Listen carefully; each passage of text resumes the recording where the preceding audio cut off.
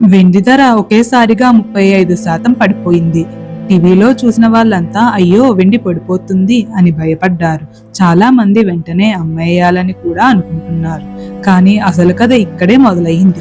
ధరలు పడుతున్న సమయంలోనే ప్రపంచంలో నిజమైన వెండి నిల్వలు నెమ్మదిగా ఖాళీ అవుతున్నాయి. భూమి నుండి వెలికి తీస్తున్న వెండి కంటే ప్రపంచమంతా ఉపయోగిస్తున్న వెండే ఎక్కువగా ఉంది. ఇది ఒక్క సంవత్సరం కాదు, వరుసగా 6 సంవత్సరాలుగా ఇదే పరిస్థితి కొనసాగుతుంది.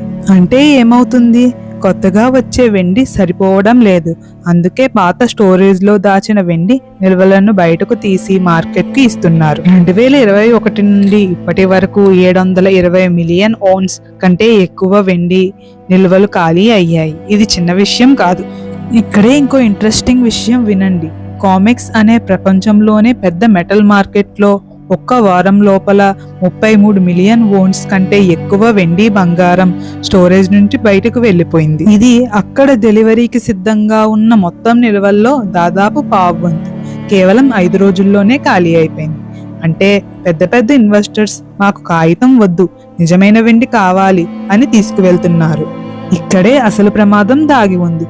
మార్కెట్లో ఎక్కువ ట్రేడింగ్ పేపర్ వెండి మీద జరుగుతుంది. అంటే అసలు వెండి లేకుండానే కాగితాల మీద కొనుగోలు అమ్మకాలు జరుగుతాయి.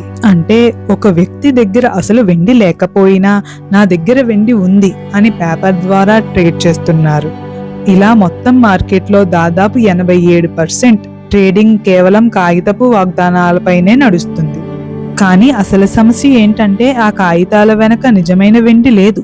ఒకవేళ ఒకసారిగా అందరూ మాకు అసలు వెండి కావాలి, చేతిలోకి ఇవ్వండి అంటే మార్కెట్ దగ్గర అందరికీ ఇవ్వడానికి సరిపడా వెండి లేదు. అప్పుడు ఈ మొత్తం పేపర్ సిస్టమ్ కూలిపోయే ప్రమాదం ఉంది. ఇప్పుడు ప్రపంచంలో స్మార్ట్ ఇన్వెస్టర్స్ ఏం చేస్తున్నారో తెలుసా?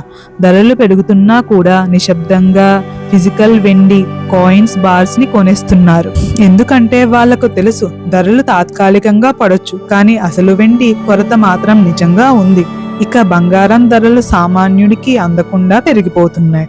1 గ్రాము బంగారం కొనాలంటే కూడా చాలా మందికి కష్టం అవుతుంది. అందుకే ఇప్పుడు సామాన్య ప్రజలు కూడా తక్కువ ధరలో సురక్షితమైన ఆస్తిగా వెండి వైపు చూస్తున్నారు. ఇప్పుడు అసలు షాక్ ఇండియా నుండి వస్తుంది. భారత్ ఒక్కటే గత ఏడాది $1 మిలియన్ విలువైన బంగారం వెండి దిగుమతులు చేసింది. గుజరాత్ రాష్ట్రం మాత్రమే భారీ పరిశ్రమల కోసం వేల టన్నుల వెండిని దిగుమతి చేసుకుంది. దిగుమతులు అన్ని పెరిగిపోయాయి కాబట్టే కస్టమ్స్ కూడా వేగంగా వెండి దిగుమతులను చేయలేకపోతుంది. కొన్ని బ్యాంకులు కొత్త దిగుమతుల ఆర్డర్లను తాత్కాలికంగా ఆపివేశారు. అంటే పరిస్థితి ఎంత టెన్షన్ గా ఉందో ఊహించుకోండి. ఒకవైపు ధరలు పడుతున్నాయి, మరోవైపు అసలు వెండి మాత్రం మార్కెట్ నుండి మాయమవుతుంది. ఇది ఎవ్వరికీ అర్థం కావడం లేదు. అందుకే కొంతమంది నిపుణులు చెబుతున్నది ఏమిటంటే ఒకరోజు ప్రపంచం ఉదయం లేచేసరికే వెండి ధర ఒకేసారిగా భారీగా పెరిగి ఉండొచ్చు.